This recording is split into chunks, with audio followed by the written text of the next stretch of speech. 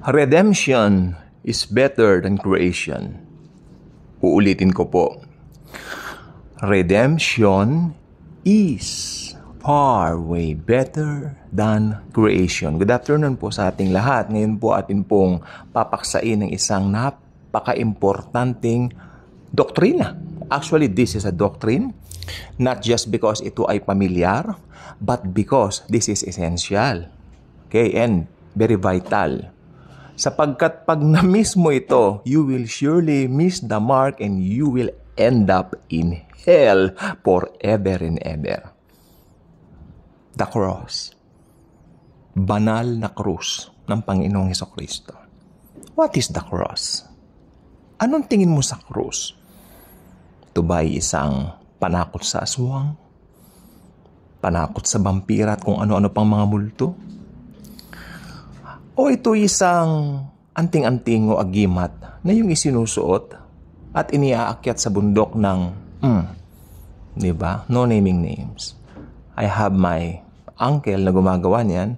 Unbeliever po siya up to now. Actually, it's so sad. Kada mahal na araw nandun siya sa bundok. You know? Kung ano-ano mga... Actually, sa akin, kalapastanganan yung mga sinasabi niya. Blasphemous claims that yun daw Diyos Ama, meron daw lolo. Look at that. I mean, wow, what is that? Okay. Tapos may suot-suot siyang, ayun nga, krus. No? Ano ba ang krus?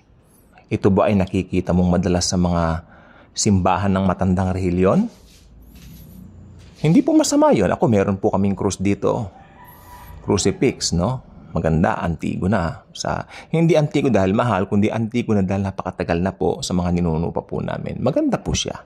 At pag nakikita ko, it reminds me of my Jesus who loves me and gave Himself for me. Okay, ano ba ang cross? Sa isang salita, ito ay tagumpay. Amen? Victory. Why? Sapagkat the victor is Jesus Himself, hung there on the cross. Ha? Diba? Paano siya naging victorious? Simple, nang iniyukayuk niya ang kanyang ulo at ibinigay ang kanyang buhay sa atin. That's my Jesus. That's my victorious Jesus. And because of our victorious Jesus, makinig, we become more than conquerors. Di ba? So the cross is salvation. Marapit na naman po ang pagdiriwang ng Semana Santa itong taon na ito. Kung di ako nagkakamali, papatak ito ng Marso. Ganun na lang ba? I mean, taon-taon. You know, you're very familiar with that celebration, tradition. And how about knowing its true value? It's so sad. Many people don't know its true value. It saddens me. It saddens me more than the problems na meron ako. Maraming hindi nagpapahalaga sa krus ni Kristo Jesus. Bagamat ito ang pinaka-importanteng dapat malaman ng tao. Alam niyo, ang mga Israelites nung panahon ni Moises, natuka ng mga ahas, no? Actually, mga Israelites na yan, pasaway.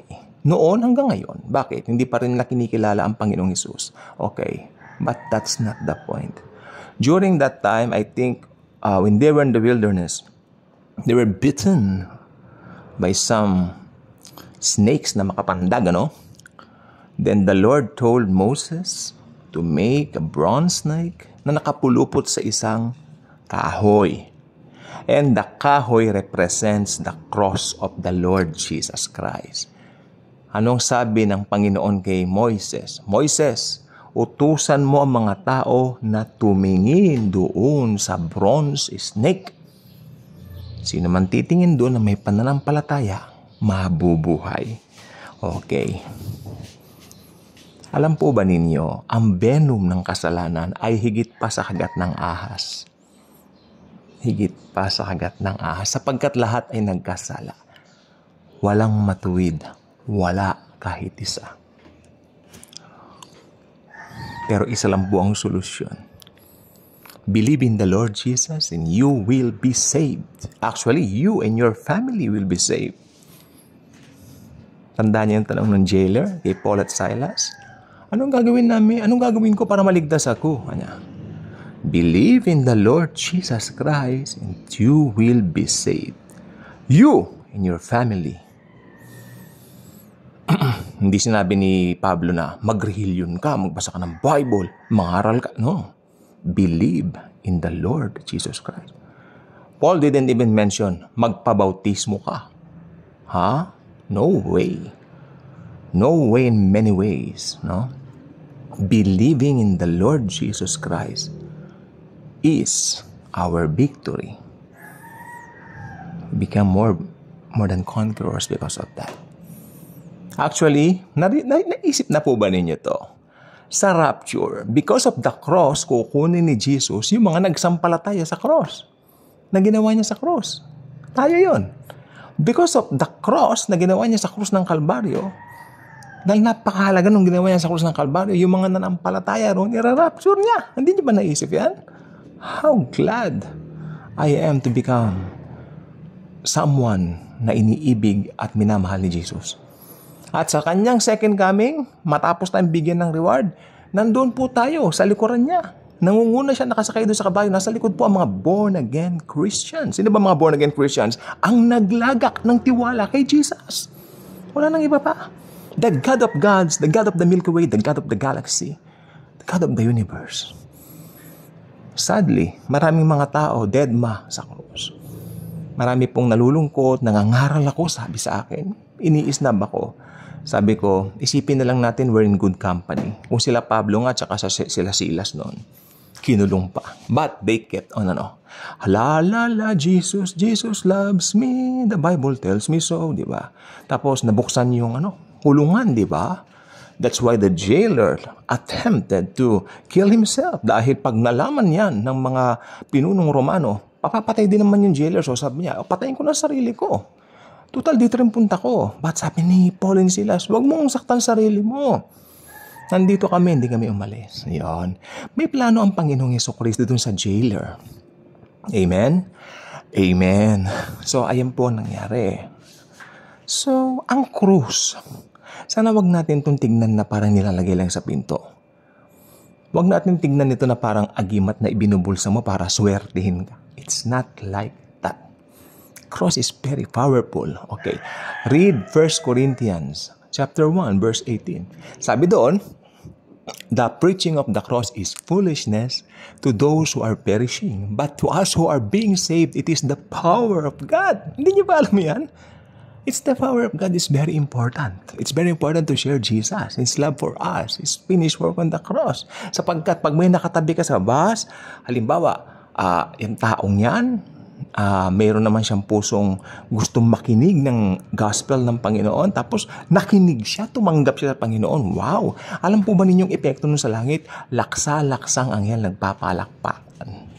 Dahil may panibago na namang naligtas. At ginamit ka, di ba? So napakaganda niyan. So pag Kristiyano ka, huwag kang manliliit. Huwag kang maiinggit doon sa mga taga-mundo, sapagkat ang mga taga-mundo ay taga dito lang sa mundong ito. Ikaw ay born-again Christian. Taga-langit tayo eh. Iba tayo. Special tayo eh. Mahal tayo ni Jesus Christ. Si Jesus Christ ang buhay natin. Ilang beses ka na bang inligtas ni Jesus sa mga kapahamakan? Ilang beses ka na bang blines ni Jesus ng mga bagay na hindi mo hinihingi? At higit sa lahat, blines ka niya ng salvation. Sapagkat sabi ng Bible, bago pa lalangin ng mundo, pinili niya na tayo. Naniniwala ako sa doctrine of election. We are being elected. Hindi ba?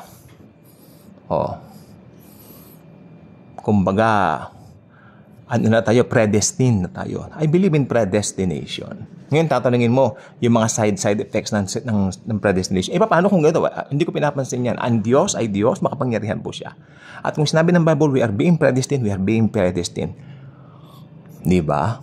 Hindi ka pa pinapanganak, pinili ka na. Kay gandang katotohanan. Pag nakalagay sa Bible, hindi mo pwedeng pasunungalingan eh. We're being predestined. Why? Because Jesus chooses us from the beginning of time para mapasa Kanya. Kaya kung hindi ka pa subscriber dito sa channel na ito, maluwalhati kitang iniimbitahan. Click the notification bell. Share this wonderful and very gracious video regarding the love of Jesus na demonstrate niya sa cross. Okay? At huwag niyo kalimutang i-share. Upon sharing, maraming pwedeng makapanood nito. And, of course, sharing is caring. Okay? At mahal na mahal tayo ni Jesus. Huwag natin kalilimutan yan. Year 2024 will be a better year. Napansin niyo po ba? January 3 agad? Nakatatlong araw na ang 2024. 2024 is for Jesus. Thank you. And Jesus truly loves us all.